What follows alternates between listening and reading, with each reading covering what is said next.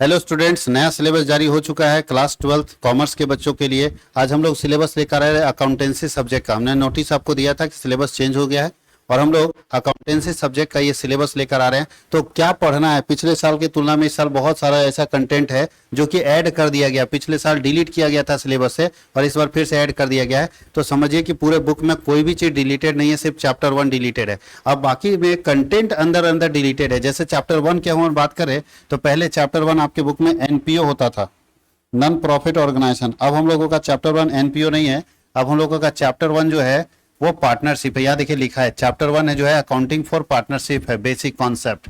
इसके अंदर जो कंटेंट पढ़ना है ना, उसमें से कुछ कुछ चीज डिलीट किया है। जैसे हम लोगों को पढ़ना है चैप्टर 1 के अंदर पार्टनरशिप का बेसिक कंसेप्ट में नेचर ऑफ पार्टनरशिप पढ़ना है, पार्टनरशिप डीड पढ़ना है, special aspect of partnership account पढ़ना है, मेंटेनेंस ऑफ कैपिटल अकाउंट पढ़ना है, distribution of profit and amongst partner पढ़ना है, गारंटी ऑफ मिनिमम प्रॉफिट और पास्ट एडजस्टमेंट। ये हम लोगों को चैप्टर 1 पढ़ना है। चैप्टर 2 में हम लोगों को पढ़ना है, यहाँ दिया है चैप्टर 2 का नाम है reconstitution of partnership firm, admission of a partner. और इसमें हम लोग को पढ़ना है modes of reconstitution, admission of a new partner, new profit sharing ratio, sacrificing ratio, adjustments for accumulated profit and loss, goodwill, revaluation, adjustment of capital account और change in profit sharing ratio among the existing partner. ये हम लोगों को पढ़ना है chapter 2 के अंदर। जो एनसीईआरटी सिलेबस ना, एनसीईआरटी और जेसीईआरटी दोनों का कॉम्बिनेशन करके बनाया हुआ सिलेबस है, इसलिए आपको दोनों मिलेगा। तो चैप्टर 1 और चैप्टर 2 पार्टनरशिप का देख चुके हैं। चैप्टर 3 में भी कुछ नहीं काटा है, सब कुछ पढ़ना है। तो रिटायरमेंट कुछ भी डिलीट नहीं किया, याद रखिएगा। चैप्टर 2 में आपको रिकॉन्स्टिट्यूशन ऑफ पार्टनरशिप फॉर्म पढ़ना है, जिसमें रिटायरमेंट और डेथ ऑफ पार्टनर है। इसमें आपको पढ़ना है ascertaining the amount due to retiring और डिकीज पार्टनर, मरा हुआ पार्टनर का अमाउंट निकालने के लिए, new profit sharing ratio, gaining ratio, treatment of goodwill, adjustment of revolution of asset and liability, adjustment of accumulated profit and loss, disposal of amount due to retiring partner, adjustments of partners capital and death of partner. Chapter 4 में आपको पढ़ना है dissolution of partnership. उसके अंदर हम लोगों को पढ़ना है डिसोल्यूशन ऑफ पार्टनरशिप और डिसोल्यूशन ऑफ फर्म। उसके बाद हम लोगों को पढ़ना है settlement of accounts and accounting treatment. ये हम लोगों को पूरा पार्टनरशिप के अंदर इतने सारे कंटेंट पढ़ने हैं। अब हम लोग चलते हैं कंपनी के अंदर। तो जब हम कंपनी में एंटर करते हैं तो कंपनी के सिलेबस में आपको जो पढ़ना है उसमें से पढ़ना है accounting for share capital, features of company, kinds of company, share capital of a company. याद कीजिए हमारे पास जितने लोग पढ़ने वाले हैं ये सारा टॉपिक क्लियर कर दिया गया है, सारा टॉपिक पढ़ा दिया गया। जो भी स्टूडेंट हमारे पास पढ़ रहे हैं उनको ये सारा टॉपिक पढ़ाया गया है, सारा टॉपिक इसका क्लियर है। मेरे यहाँ जो भी बच्चे ऑनलाइन और ऑफलाइन में पढ़ रहे हैं, मैं फिर बता दूं, जो बच्चे अभी भी इस वीडियो को देख रहे हैं और कहीं भी अपनी तैयारी अच्छे से नहीं कर पाए हैं, नहीं स्टार्ट कर पाए, तो हमारे साथ ऑनलाइन मोड में जुड़ सकते हैं। कॉमर्स वर्ल्ड हजारीबाग के एप्लीकेशन पे लाइव क्लासेस चल रहे हैं। 150 से ज़्यादा बच्चे लाइव क्लास का मजा ले रहे हैं और अपनी तैयारी को मजबूत कर रहे हैं और आपको टक्कर देने के लिए एकदम तैयार हो रहे हैं।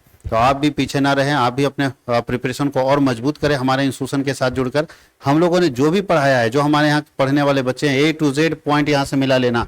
जो चैप्टर हमने पढ़ाया है कोई भी टॉपिक छूटा नहीं, सारा का सारा टॉपिक जो है वो पढ़ाया गया, कोई भी टॉपिक छूटेगा नहीं, क्योंकि हम अकॉर्डिंग टू जेसीईआरटी सिलेबस आपको पढ़ाते हैं। न दायां न बायां कुछ नहीं, सिर्फ आपको जेसीईआरटी का सिलेबस में जो जो टर्म्स एंड कंडीशन दिया है, आप सभी से रिक्वेस्ट भी है कि उसको अपने पास रखिएगा लिख के और मिलाते जाएगा। कोई भी टॉपिक नहीं छूटना चाहिए, हर टॉपिक को पढ़ाएंगे, हर टॉपिक को समझाएंगे।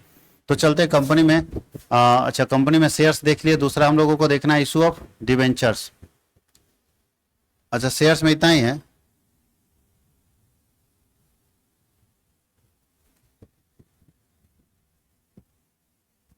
यहाँ एक चीज छूट गया है, शेयर्स में सिर्फ शेयर कैपिटल का कंपनी और share capital of a company दे दिया है।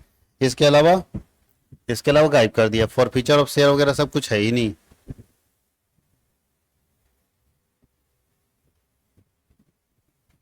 फॉर फीचर ऑफ शेयर दिया ही नहीं है, इसके अंदर तो है ही नहीं कहीं। लेकिन फॉर फीचर ऑफ शेयर पढ़ना चाहिए। यहाँ पे देखिए शेयर्स में काट दिया है बहुत सारा चीज। यहाँ पे शेयर्स में खाली share capital of a company पढ़ना है और इशू ऑफ शेयर ही पूरा काट दिया है। इस जगह पे फॉर फीचर ऑफ शेयर डाल दिया गया, तो फॉर फीचर ऑफ शेयर है ही भी नहीं। यहाँ ध्यान दीजिएगा, एक चीज बहुत बड़ा गड़बड़ी हुआ है। फॉर फीचर ऑफ शेयर और इशू ऑफ शेयर दोनों गायब कर दिया है। अगर हम इस सिलेबस को मानेंगे तो for feature of share and issue of share दोनों गायब कर दिया पूरा चैप्टर, जो कि ठीक नहीं है। इशू ऑफ शेयर और फॉर फीचर ऑफ शेयर दोनों को गायब कर दिया, सीधा डिवेंचर में आ गया कि डिवेंचर पढ़ना है, जो कि गलत है, ऐसा नहीं होना चाहिए। इसलिए हमने अपने बच्चों को फॉर फीचर ऑफ शेयर और इशू ऑफ शेयर दोनों पढ़ाए हैं और आपको तैयारी भी करना है। तो जेसीईआरटी का टाइपिंग मिस्टेक हुआ है, कहीं ना कहीं टाइपिंग मिस्टेक है जिसके कारण ये छूटा है। ये टॉपिक नहीं छूटना चाहिए क्योंकि इसके बिना डिवेंचर कैसे समझ में आएगा। इसलिए आप लोगों से रिक्वेस्ट है कि आप इसको पढ़ के जाएंगे। जेसीईआरटी का मिस्टेक है, कहीं क्वेश्चन पूछ दिया तो दिक्कत में कर देगा, इसलिए ये अभी तक कंफर्मेशन नहीं है, तो आप इसको पढ़ेंगे जरूर। सारे बच्चे इसको पढ़ेंगे क्योंकि फॉरफीचर इशू ऑफ शेयर और फॉरफीचर ऑफ शेयर को हटा देना ठीक बात नहीं है। चैप्टर 2 में issue and redemption of debenture, इसमें मीनिंग ऑफ डिवेंचर है, डिफरेंस बिटवीन शेयर और डिवेंचर है, टाइप्स ऑफ डिवेंचर है, इशू ऑफ डिवेंचर है, ओवर सब्सक्रिप्शन है, issue of debenture for consideration other than cash है, issue of debenture as collateral security और terms of issue of debenture है।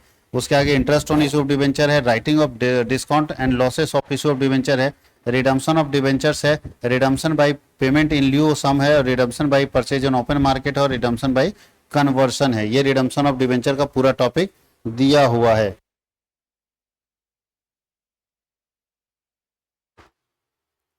अब हम लोग चलते हैं चैप्टर 3 के अंदर, और चैप्टर 3 में हम लोग डिस्कस करते हैं क्या क्या पूछ रहा है।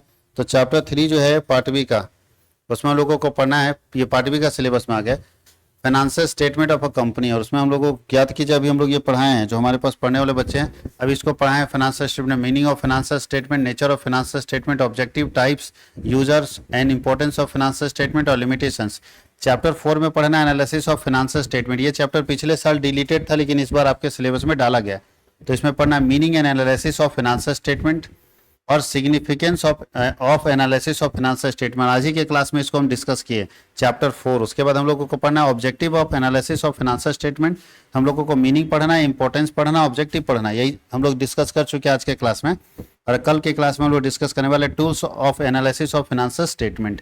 उसके बाद हम लोगों को टूल्स में पहला टूल्स पढ़ना है कॉम्परेटिव स्टेटमेंट, दूसरा पढ़ना है कॉमन साइज, उसका लिमिटेशन देखेंगे, और उसके आगे हम लोगों को अकाउंटिंग रेशियो पूछ रहा है, अकाउंटिंग रेशियो पढ़ना है, और कैश फ्लो स्टेटमेंट पढ़ना है। अकाउंटिंग रेशियो हम लोगों को पढ़ना, उसमें मीनिंग ऑफ रेशियोज पढ़ना, ऑब्जेक्टिव ऑफ रेशियो पढ़ना, एडवांटेज ऑफ रेशियो पढ़ना, लिमिटेशन ऑफ रेशियो। देखिए ये सब टॉपिक से थ्योरी पूछेगा, इसलिए यहाँ पे लिख दिया कि ये पढ़िएगा।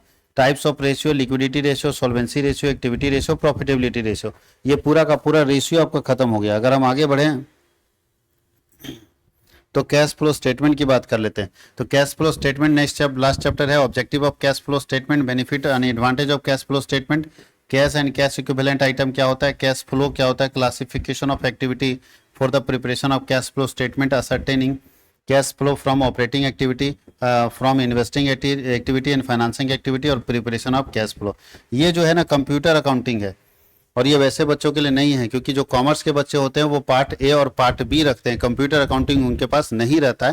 तो ये आप लोगों के लिए चॉइस नहीं है, कंप्यूटर अकाउंटिंग आपको पढ़ने का कोई जरूरत नहीं है। आप ध्यान ये रखना है कि आपको पार्ट ए और पार्ट बी आपको पढ़ना है। तो ये अगर देखा जाए ओवरऑल तो सिर्फ एक चैप्टर आपके सिलेबस से डिलीटेड है, वो है एनपीओ, नॉन प्रॉफिट ऑर्गेनाइजेशन, जो आपके चैप्टर 1 में मिलेगा। दूसरा, यहाँ एक बड़ा मिस्टेक किया है पीडीएफ में, अब पता नहीं पीडीएफ का मिस्टेक है कि सच में हटा दिया गया है, लेकिन इशू ऑफ शेयर और redemption of share, sorry issue of share और फॉरफीचर ऑफ शेयर अगर हटा दिया गया सिलेबस से तो ये बड़ा सोचने वाली बात है। लेकिन मैं अपने सारे स्टूडेंट को सजेस्ट करूंगा, सुझाव दूंगा कि आप उसे जरूर पढ़ेंगे, आपके लिए बहुत काम का चीज़ है।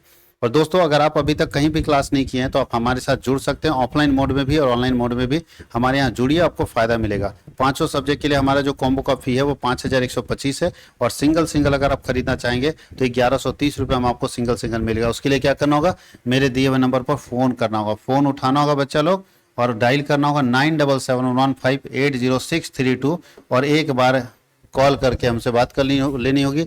मैं आपको पूरा गाइड कर दूंगा। उसके लिए कॉमर्स वर्ल्ड हजारीबाग का ऐप भी इंस्टॉल कर लेंगे आप, और ये कोर्सेस आपके पास आसानी से अवेलेबल हो जाएगा। अपनी तैयारी को दीजिए और मजबूत कीजिए, और बेहतर रिजल्ट के लिए आगे बढ़िए। और कॉमर्स वर्ल्ड हजारीबाग जो है डेडिकेटेड है एक बेहतर रिजल्ट के लिए, एक अच्छा रिजल्ट देने के लिए कॉमर्स वर्ल्ड हजारीबाग डेडिकेटेड है, जान लगा देंगे हम लोग रिजल्ट अच्छा करने के लिए। तो मिलते हैं हम लोग अगले वीडियो में, जहां पे हम लोग दूसरे सब्जेक्ट का सिलेबस आपके सामने लेकर आएंगे और डिस्कस करेंगे कि उसमें क्या क्या पढ़ना है, क्या जोड़ा, क्या हटाया। सिलेबस को अच्छे से समझना बहुत जरूरी है, क्योंकि जो स्मार्ट लोग होते हैं ना वो सबसे पहले सिलेबस को स्टडी कर लेते हैं, सिलेबस को समझ लेते हैं कि सिलेबस में क्या है। अगर सिलेबस समझ गए तो आपका प्रिपरेशन समझो 50% हो गया।